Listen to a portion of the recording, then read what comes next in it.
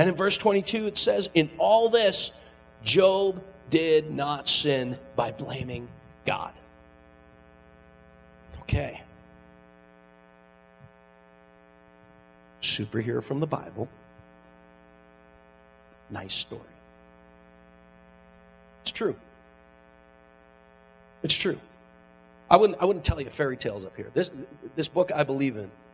It's not only just words of life for all of us, but it's a historical book. It's a historical book. True story. So how do you respond to pain? Let's turn this around now. We heard how Job responded. And I'll tell you, his wife wasn't any help. His wife just said, Job, why don't you just curse God and die already? But he didn't. He didn't. What happened was he worshiped. And he chose not to sin. So how do you respond to pain? Who hurt you? Who hurt you? Does anyone care that you're hurting? Maybe you just put on this mask around your friends and you're cool. You wear one of those arm socks to hide.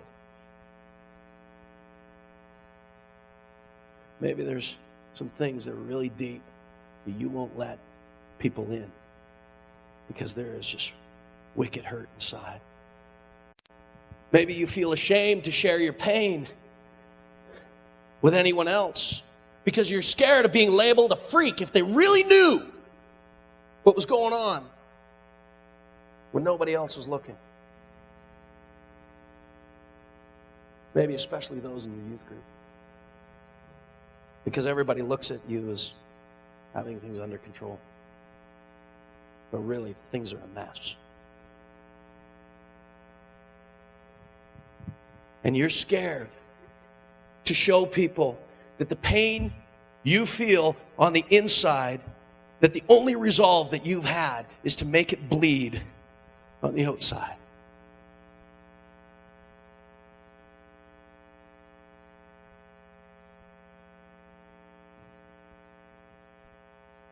Because at least that pain you can control. That pain you can control.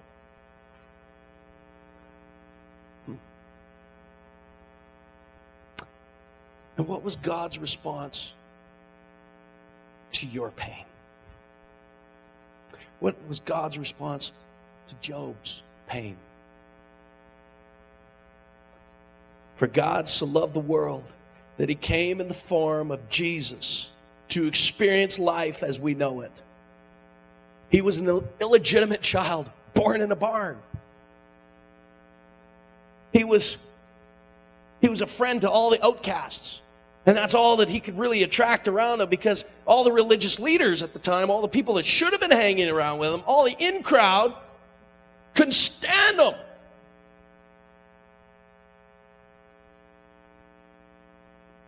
He was persecuted.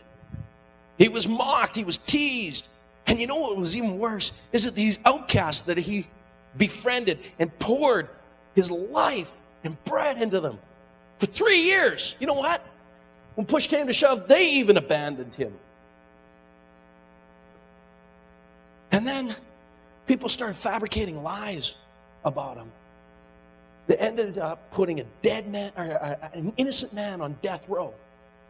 How would you like to be convicted for a crime that you never committed and that was never meant to be worth that big of a punishment? Oh man, that sucks.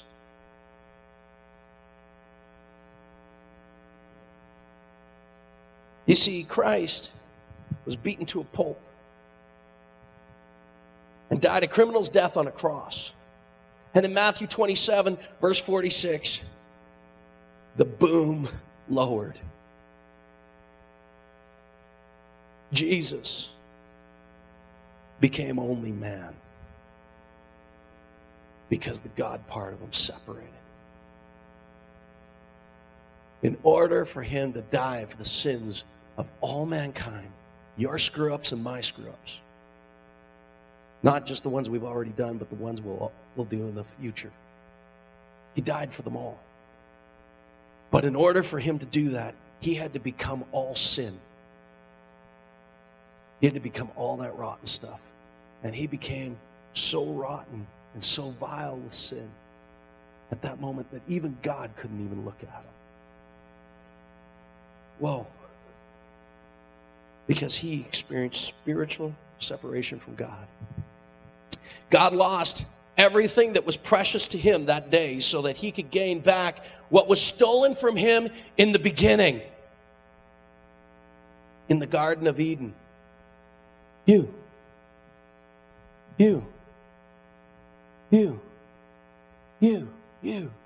All of you. You back there. Me. The entire human race. He lost that. And by giving up his son, he gained it all back. But he left us with the choice.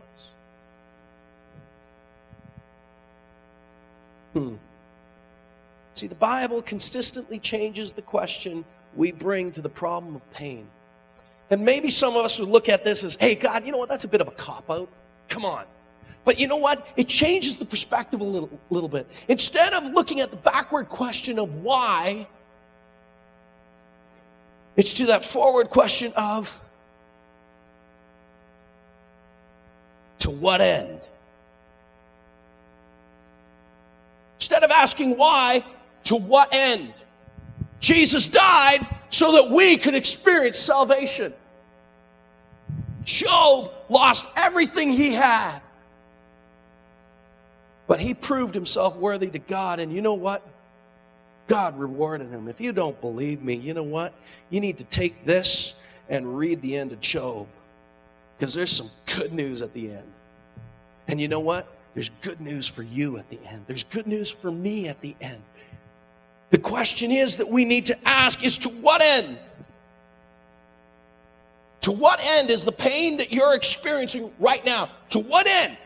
Because it seems meaningless. It seems relentless. It seems, oh man, this sucks. But I'll tell you something. Ask God, to what end? Are you angry with God because of your pain? Are you kind of downright ripped with him? Ask him, to what end?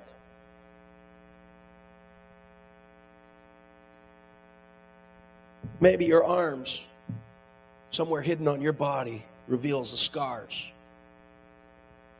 Oh yeah, I'm going there tonight. Maybe there's some scars.